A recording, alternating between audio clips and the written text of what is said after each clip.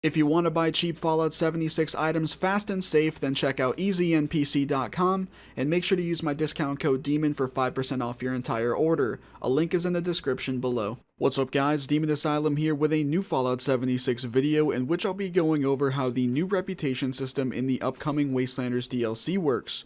If you guys do go on to enjoy this video or find it informative, I'd really appreciate if you took a second to drop a like on it and subscribe if you haven't already.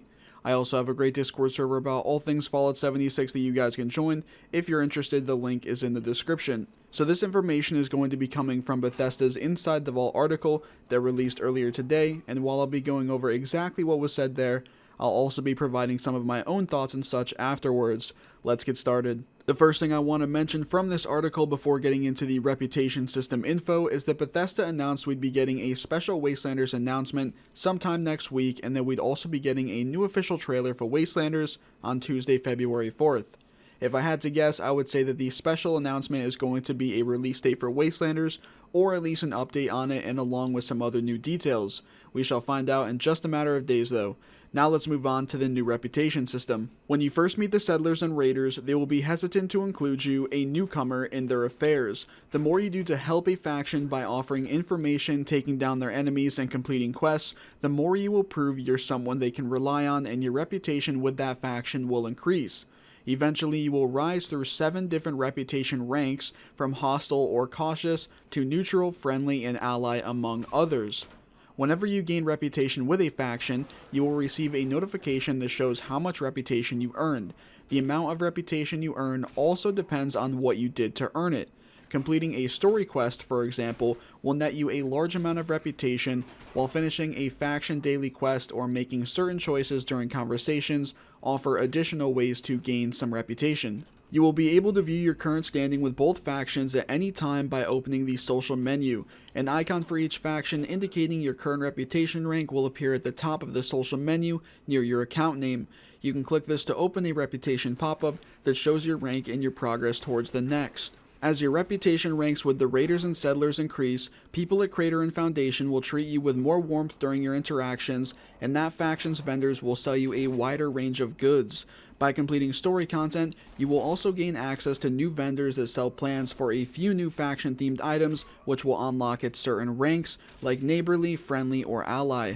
So it seems like this reputation system is going to be pretty straightforward, and that these 7 ranks will likely go hostile, cautious, neutral, neighborly, friendly, ally, and then the last most positive one is still unknown.